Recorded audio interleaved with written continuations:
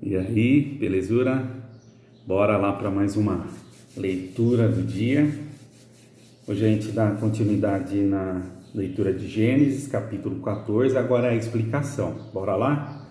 Explicação de Gênesis, capítulo 14.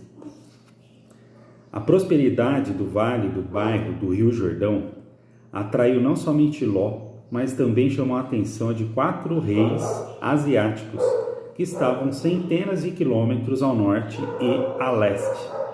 Embora os estudiosos não possam parar os nomes aqui com os nomes dos reis encontrados em fontes não bíblicas, as seguintes observações têm sido feitas.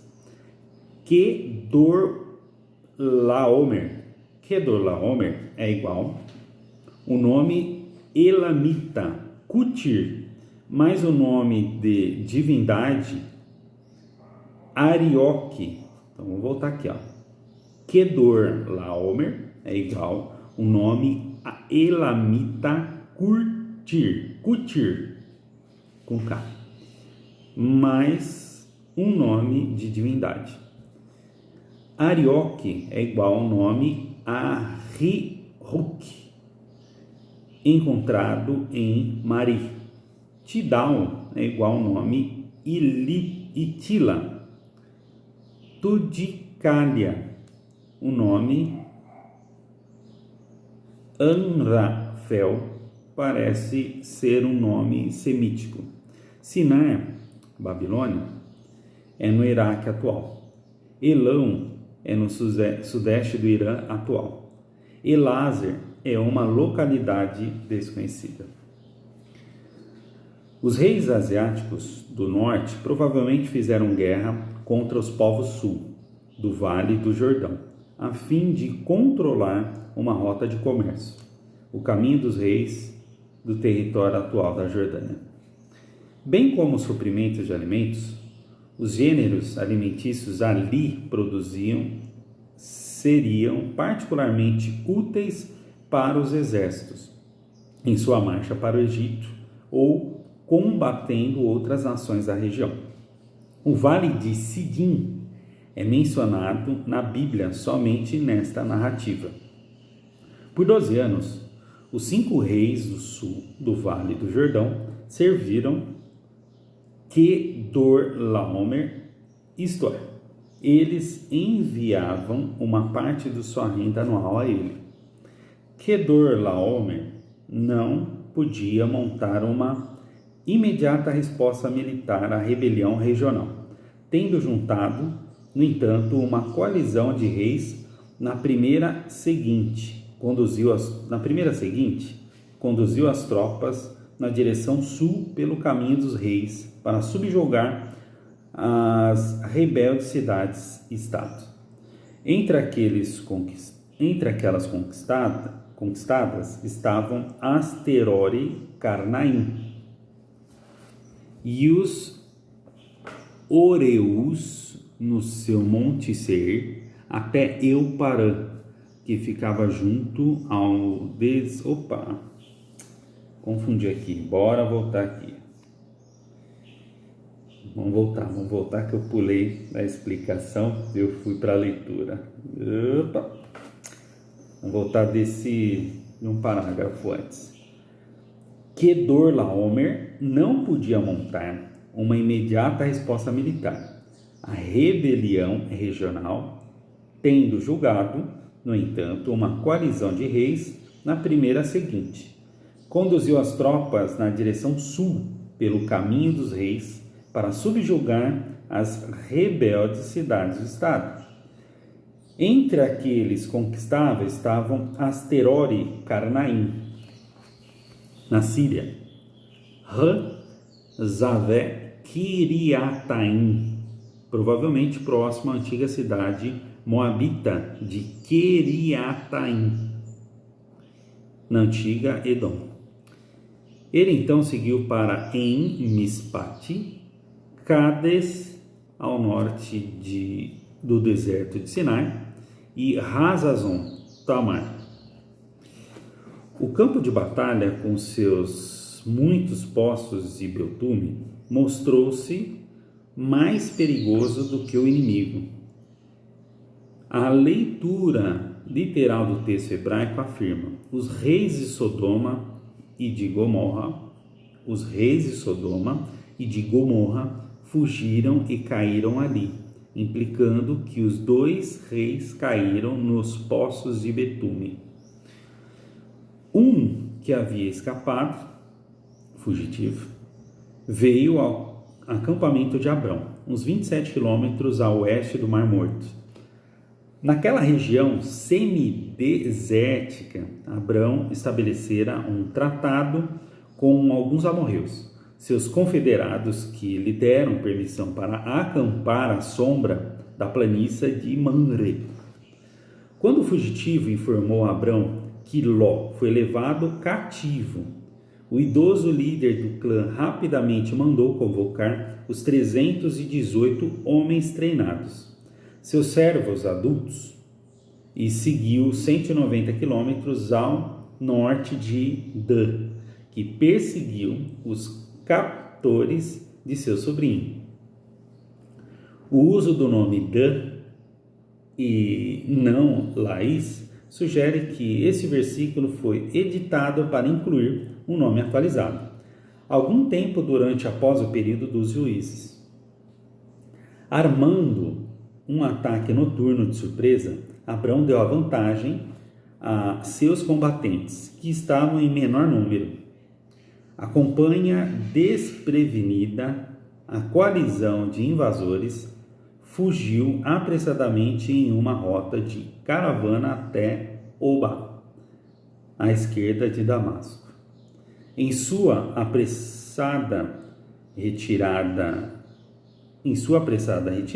os invasores abandonaram o saque e os cativos que haviam tomado em Canaã. O rei de Sodoma, que aparentemente sobrevivera à sua queda no poço de betume, juntou-se vitorioso grupo de Abrão no vale de Savé, provavelmente situado justamente ao leste de Jerusalém. Melquisedeque, cujo nome significa Rei de Justiça, tinha 2 títulos. Ele era rei de Salém, literalmente rei da paz. Ele era rei de Salém, literalmente rei da paz. Segundo outro nome para a vizinha Jerusalém, o sacerdote Deus Altíssimo, Abrão, considerou Melquisedeque, que é a primeira pessoa na Bíblia a ser chamada de sacerdote, como uma pessoa que exercia o ofício sacerdotal da parte Yahweh. Os nomes tá punk hoje, hein? Bora lá para a leitura. Portanto, ele equiparou o título Deus Altíssimo com o Senhor. O escritor de Hebreus traçou paralelos importantes que Melquisedeque e Jesus Cristo. Jesus é o supremo rei da justiça e paz. Jesus é o supremo rei de justiça e paz. E o sumo sacerdote ideal que ofereceu o supremo sacrifício que foi suficiente para sempre pelos pecados do mundo inteiro.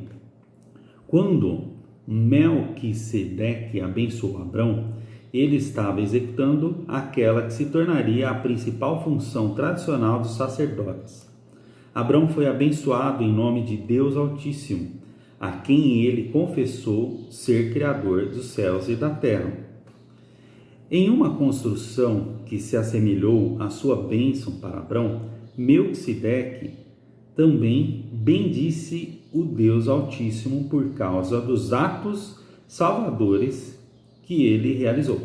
O sacerdote delicadamente lembrou a Abrão que sua recente vitória foi realmente a obra de Deus.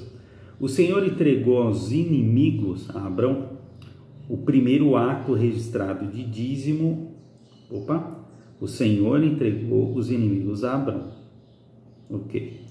O primeiro ato registrado de dízimo ocorreu nesse episódio, quando Abrão deu ao sacerdote o dízimo do saque que ele conquistara dos reis mesopotâmicos. O dízimo de Abrão antecipa o dízimo de Israel a Deus. Em segunda, rei de Sodoma pediu que Abrão lhe entregasse os cativos, incluindo cidadãos da cidade do rei, como pagamento por seus esforços militares. O rei deu a Abrão os bens recapturados, um termo que poderia referir-se a animais bem como aos objetos. Como Melquisedeque, rei de Salém, que adorou a Deus, Abrão cooperativo, mas quando o rei cananeu de Sodoma disse-lhe para ficar com os bens, ele recusou.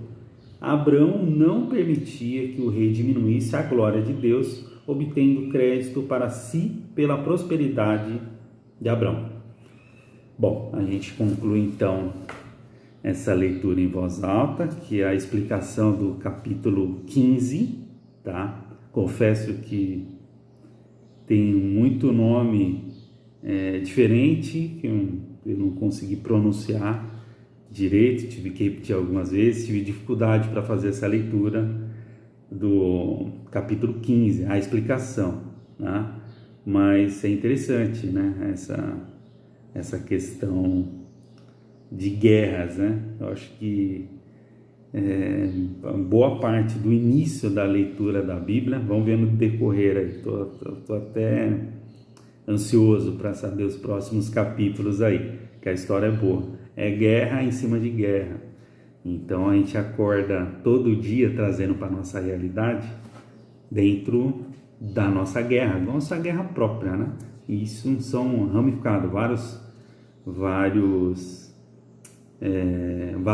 vários caminhos, né? Você tem a sua guerra do próprio ego com você mesmo, você tem a guerra no dia a dia da batalha do trabalho, né? Da luta, da labuta, como o povo diz por aí. Você tem em várias esferas, né? Dentro do seu ambiente familiar, dentro da criação dos seus filhos, e talvez a Bíblia, ele está relatando aqui o que aconteceu, né, entre povos, mas do dia a dia, todas as ações que a gente tem aí entre as pessoas aí que compõem nossa sociedade, né, seja amigos, familiares, enfim, clientes, parceiros, em qualquer âmbito, né? Acontece a mesma coisa. Então tá todo mundo em guerra.